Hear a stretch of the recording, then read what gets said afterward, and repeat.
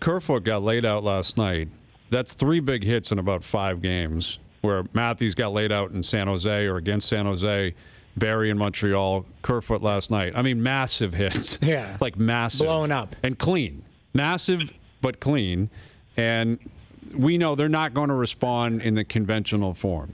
Gloves are coming off. No one's chasing anyone around the ice. But being between the bench, is it deflating or can they come alive after a result like that? You know what? Nothing happened. Like there was nobody yelled at Carter. Nobody, that's just not their way. I mean, no, they don't do it. Like you would almost think, Ray, that Carter would get drilled into the boards every time he touched the puck, just for somebody saying that's for what you did. But it's just. But even yell at him, nobody. There was, Kerfoot came right to the bench immediately, and there was no. Look, I was never going to run around or anything, but you got to yell at the guy. You got to tell him that he's there, right? But nobody. That's just not their way. It's a pretty quiet bench, and I have a headset with only one earpiece, and the earpiece by the Leafs is always open. And Babcock's by far the most vocal guy on that bench, but you don't hear a lot. Like you hear, run-of-the-mill random stuff, next guy's up, I'm going, whatever. But there was no energy or anger or anything after yet. Yeah. Well, and I mean, you guys playing in the NHL, you can speak to how valuable that is, but it's been happening for 100 years where someone yells at somebody on the bench. Yeah. Even if they're not going to do anything, they call them a word or they say, I'm going to kill you, I'm going to get you, even though, it's a complete wolf ticket. They're Brian, not doing anything. It is. You're right. But the one, I think it's only valuable in that the player knows that that, okay, you tell them what you're going to tell them, but basically the point is that you can't be doing that all the time.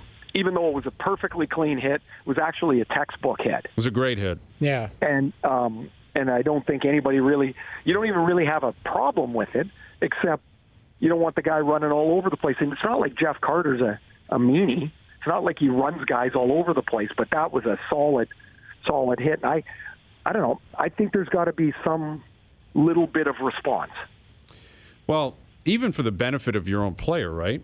Like if you're Kerfoot, you're like, hey guys, you think you could yell at him or something? Yeah, you want at least like with racing, a reaction. A reaction where, oh yeah, that happened.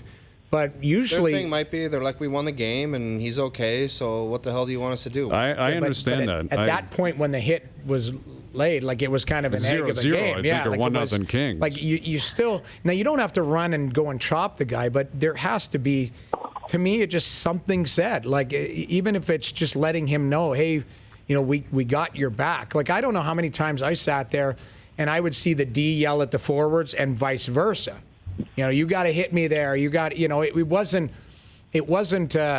malicious, but it was competition within it. And if a forward felt that the D should have got him the puck, he'd probably let him know on the bench. I don't know if they do that anymore. I'm in between the benches all the time. Ray, do you hear much of that? No, but I know there is conversation about it, right. But I don't hear as much of it. The team that was the loudest was the Penguins in the early 90s, when they were winning their Stanley Cups. The defense would be screaming at their forwards to get back into position, and the forwards would turn around and they'd be yelling, if you could maybe try putting one on my stick instead of in my feet. We'd be sitting there and be like, listen to these guys. They won 60 games this year. We're just trying to get out of our end once in a while. Yeah. They would scream at each other. There's no better chirp scream at other players too. Yeah. At other teams. Oh yeah. Yeah. No, it's the best chirp though when a defenseman puts one in your feet. Yeah. I'm sure you use that all the time, Ray. It's on a tee for you. Hey, mix it up once in a while. Just right up here. I'm carrying this stick around for a reason. Right. Whenever you're ready. The best one was when the D would fire one about 4 feet in the air, and the guys take the glove off and put it on the end of the stick. Yeah. And skate around at practice. Skate around I'm going to get your pass there. It's 4 feet in the air.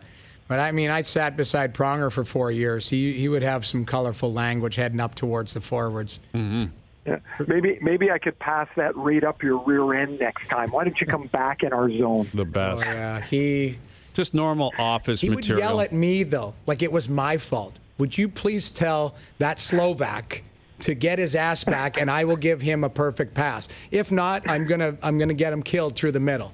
And like it's my fault. Like I'm sitting there. You're eating Smarties out of your pads. Exactly. But it's your fault.